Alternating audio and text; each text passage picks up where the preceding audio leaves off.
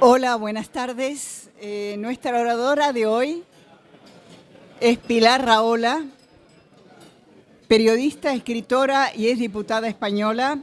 Ha trabajado en diversos conflictos internacionales como periodista en la guerra de Etiopía y Eritrea, la de los Balcanes, la primera guerra del Golfo y el proceso de independencia de los países bálticos.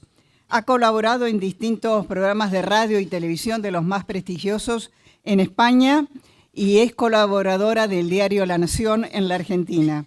Ha escrito varios libros en catalán y en castellano, entre ellos Carta a mi hijo adoptado, a favor de Israel y la cuestión catalana. Fue diputada por Esquerra Republicana en Cataluña y vicepresidenta del Ayuntamiento de Barcelona.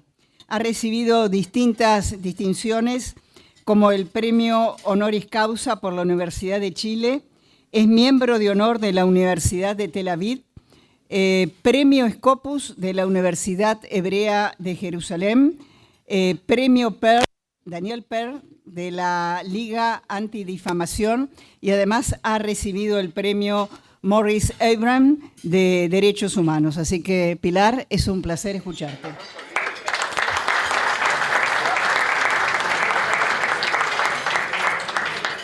Aquí. Bueno, buenos días a todos. Es mi segunda vez en el Rotary Club y la verdad es que tengo un extraordinario recuerdo de esa primera vez y por tanto para mí es un honor. Pero no solo es un honor porque forma parte de la cortesía empezar así. Es un honor por lo que ustedes representan, los valores que ustedes representan. De hecho, yo vengo en principio aquí seguro que me preguntarán qué es esto de las verdades prohibidas o en qué proyecto estoy implicada.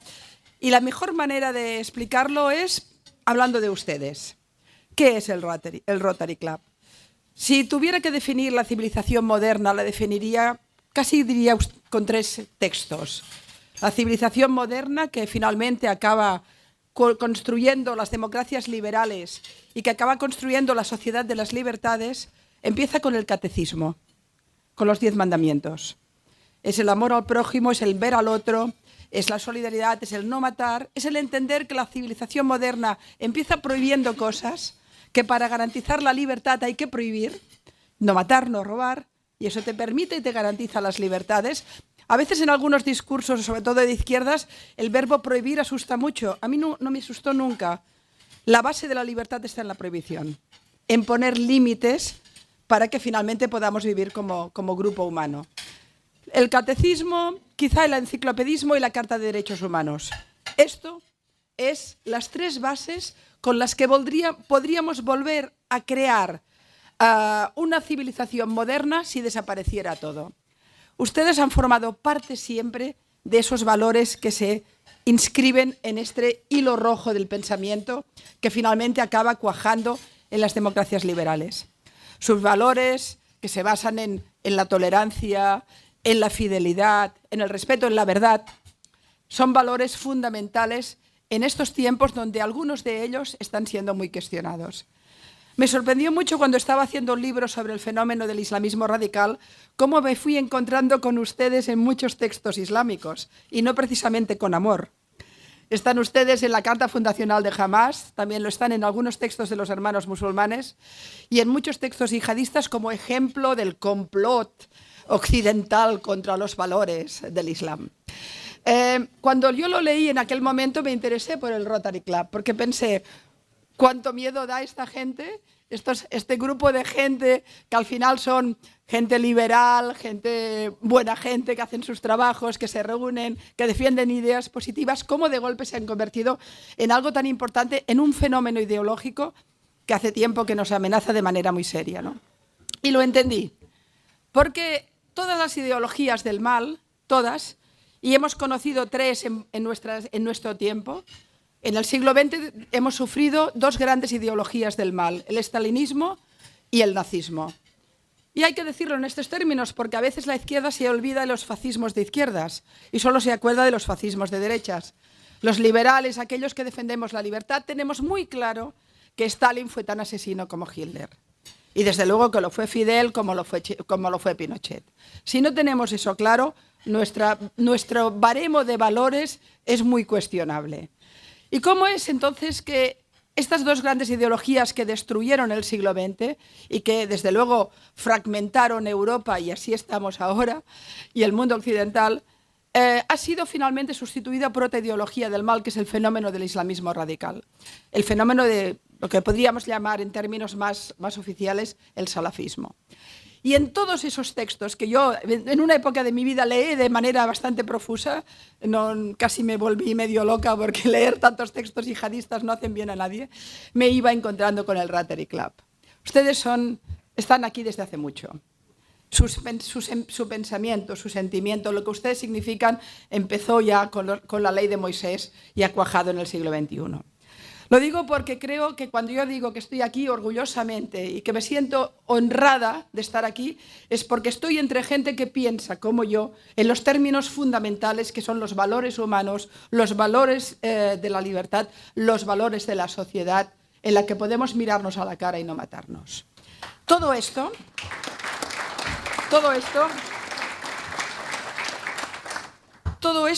está en riesgo. Cuando yo acepto un proyecto de la mano de mi amigo Jorge Cohen y de Graciela Cohen, y me dicen, vamos a hacer un proyecto sobre el concepto de la verdad prohibida, de alguna manera me implico y me entusiasmo porque creo que estamos en el nexo profundo de lo que nos está ocurriendo. ¿Qué son las verdades prohibidas o qué es lo que nos está pasando en este momento actual de la historia? Lo primero es que no sabemos cómo se ha conseguido en nuestras sociedades que aquella gente que no gana elecciones, los extremos más extremos, acaben dominando el relato público.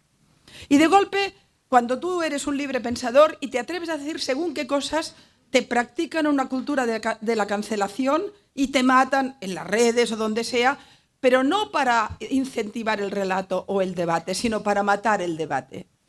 El primer elemento, la primera verdad prohibida que hay que sacarle el velo y levantarlo es: hoy, en estos momentos de la historia, nos niegan el derecho a pensar libremente.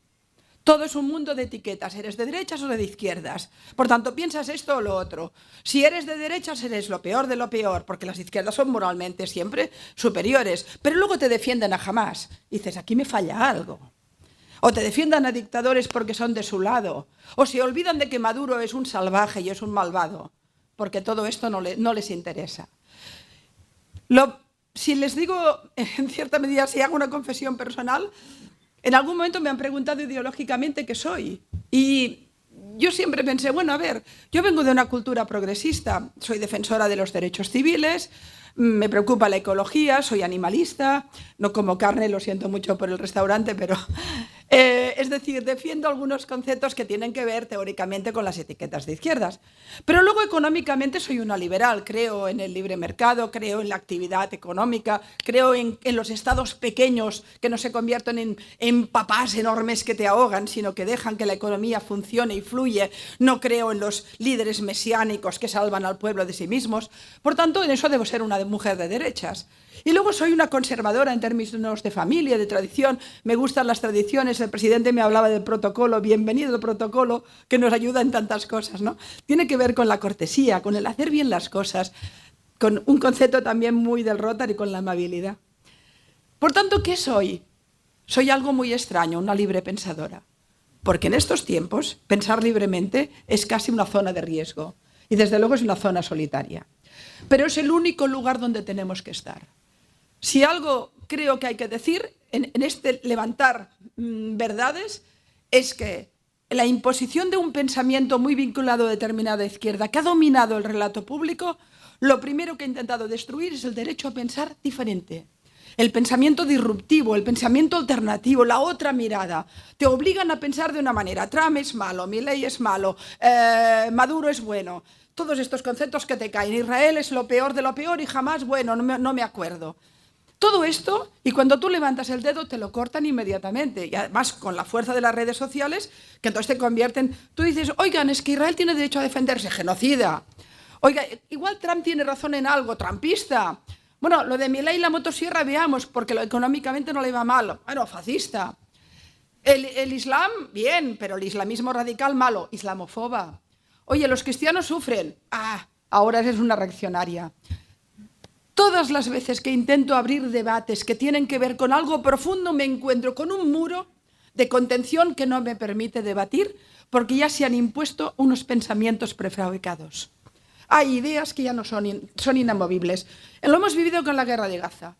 Un conflicto de 75 años, complejo, difícil, con un país muy pequeño atacado por 5 puntos, cuyo mastermind es un país, Irán, que es una teocracia horrible, represiva, que además nos ha creado un problema importantísimo en Oriente Medio, alimentando el terrorismo en el Yemen, que te está castigando profundamente todo el comercio en el Mar Rojo, alimentando el terrorismo a través de Hezbollah, dominando el Líbano, dominando Siria.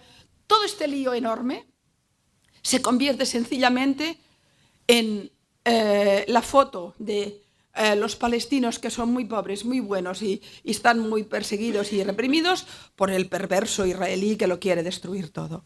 Intenten ustedes poner un poco de matiz a este tema, y le caerá la marabunta encima. Pero intenten en otros temas. Yo, por ejemplo, escribí un libro hace un tiempo, no demasiado, que dediqué 2 años de mi vida a trabajarlo muy profundamente, que se titula SOS Cristianos. En ese libro explico, con datos precisos, que el martirio más importante de cristianos en el mundo se produce en el siglo XXI. Mucho más que en los inicios del cristianismo. Es una masacre permanente. Mueren y desaparecen familias enteras endémicas. Solo les diré que solo en Irak, donde habían convivido durante 2000 años caldeos, asirios, por supuesto musulmanes, etc., en los datos que teníamos del final de Saddam Hussein ahora, de 1.3 millones de cristianos en Irak, deben quedar unos 400.000. En nada, en 2 décadas, 3 décadas. La desaparición es sistemática. Poblaciones cristianas que habían sobrevivido a los mamelucos, a los mongoles, a los otomanos, no han sobrevivido al momento actual. Ahí tienen ustedes la presión sobre los coptos, sobre los asirios, que aún te hablan asirio, una lengua que hace 2000 años que se habla. Los propios coptos en sus rituales hablan del egipcio, del alto egipcio, el último. Y es un patrimonio de vida, de cultura, de conocimiento y aparte de fe, sin ninguna duda, impresionante. Cuando levantas esto y lo dices, como diciendo, pero si el cristianismo es el dominante, si han sido los perversos, la historia, no sé qué, no. Hablas del Islam y todo este mundo que te señala no te permite decir, oiga, es que yo estoy a favor de las mujeres musulmanas. Quienes están en contra son quienes las oprimen. Los islamófobos son los dictadores que las oprimen, son los yihadistas. Los Hamas, los Yihad, los Hezbollah, estos son los que odian el Islam, porque odian a sus mujeres, a sus hijos, a sus gentes, porque los educan para la violencia y para el odio. Eso es odio. Yo los amo. Yo quiero que las mujeres de Irán sean libres y que luzcan sus pelos si quieren usarlo, si quieren llevar el pelo largo o lo quieren llevar corto. Quiero que sean poetas y médicos y jueces, no esclavas. Eso es amar a la gente. Y todo esto cada vez más es más difícil de plantear. Si me permiten, lo que me preocupa más, y me ha dicho Clara que no me alargue porque luego es ella la que me tiene que hacer las preguntas y siempre las hace muy finas, pero déjenme acabar de poner sobre la mesa. Yo estoy alarmada. Yo creo que vivimos un momento donde las ideas se han sustituido por las consignas. Los debates se han sustituido por las pancartas. Y es imposible plantear ideas complejas en un monto simple que se reduce a una foto en Internet o en Twitter o a un post en Instagram. ¿Cómo planteas la complejidad en esos mundos? Y a partir de aquí todo se vuelve muy complicado, pero no tenemos otro. Ustedes forman parte de los valores que vienen de tan antiguo. No tenemos otro remedio que defenderlos. Si algo está en riesgo, hoy es la libertad de pensamiento. Si algo está en riesgo es el derecho al pensamiento crítico, a decir lo que opino, a no vender tu alma al primer político de turno, a no tener una etiqueta de partido. Yo soy más cosas, somos gente compleja, tenemos que ser ciudadanos, no pueblo. El pueblo es el rebaño, el ciudadano es el pensamiento crítico. No acepten los políticos que les hablan del pueblo, ¡uf! Miedo. Acepten a aquellos que les hablan como ciudadanos, que los tratan de tú a tú, que los respetan. Todo esto me preocupa. Mire, les pondré un ejemplo para bajar un poco, digamos, la pasión. Les voy a poner un ejemplo muy sencillo. En una televisión de mi país, donde con Pedro Sánchez las cosas no es fácil en estos terrenos, tuve la osadía de decir que Trump no se equivocaba en el tema de Ucrania.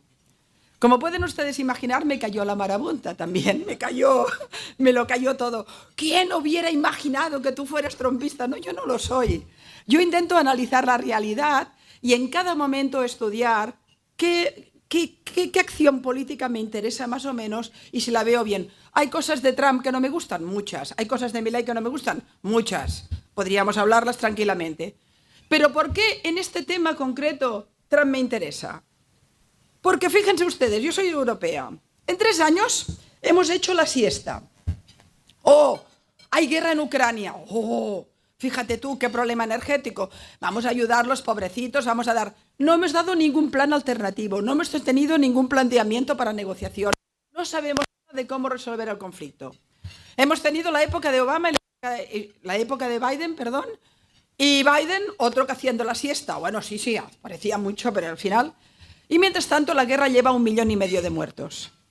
Llega Trump con sus maneras alfa, es una política alfa, como la motosierra de Milei. Vivimos un momento alfa también, ¿no? Llega Trump, da un golpe en la mesa y dice, se ha acabado, esta guerra se acaba. ¡Oh! ¡Qué perverso! Están negociando. Putin y Zelensky están negociando en Riad y además ha implicado a Arabia Saudita. Cuidado, que esto tiene que ver con los acuerdos de Abraham. O sea, perdonen ustedes, qué inteligente política internacional. Pero decir esto a hoy, aquí y en mi país, imposible. Porque ya se ha establecido el estigma y el tópico y el lugar común de que este tipo es perverso y no hace nada bien. Trump tiene un equipo de política internacional de primer nivel. Decir esto no es comprar su política en todo. Sencillamente es decir esto. Mira, esto me ocurre en todos los temas que podríamos plantear. Por tanto, para ir hacia Clara, que es la que tiene que concretar, les pido que vuelvan a sus orígenes, que seguramente no hace falta que se lo pida a ustedes. Ustedes ya saben lo que hay que hacer. Hay que pensar críticamente, hay que pensar libremente, hay que ejercer el derecho ciudadano a la opinión, a la lucha por unos valores. Hay que defenderles los valores de la libertad, los que nos han construido como una democracia liberal. Y hay que señalar a aquellos que los atentan. Y yo los voy a señalar. Señalo a los periodistas que han ido alimentando discursos y bulos y manipulaciones en temas tan complejos. Señalo a determinada izquierda que impide permanentemente que haya debates complejos sobre estos temas complejos. Señalo a aquellos que en nombre de la libertad me defienden a fascismos. Señalo esa manifestación del otro día que en la defensa y la memoria de las víctimas de la dictadura me levantaban banderas palestinas y de banderas pro Hamás. ¿Esto qué es? Son falsedades. Miren, como decía Albert Camus, la libertad es el único camino. Sartre defendía a Pol Pot en nombre de la libertad y Camus le decía, no, en nombre de la libertad no puedes defender a Pol Pot. En nombre de la libertad no puedes defender a Stalin, ni puedes defender a Maduro, ni puedes defender el eje bolivariano, ni puedes defender a Podemos, ni a toda esta gentuza. No puedes, porque todo esto tiene que ver con los valores de la libertad. O defendemos a las víctimas o no somos nadie. O defendemos lo que somos o vamos a sufrirlo mucho. ¿Estamos en riesgo? Sí, las democracias liberales están en riesgo, no tengo ninguna duda. Hemos perdido pensamiento crítico, diversidad. Las redes sociales han impuesto relatos únicos, pensamientos únicos. Cada vez es más complicado. Hay que atrincherarse y volver a levantarse. Esa es mi opción. Gracias. Muchísimas gracias.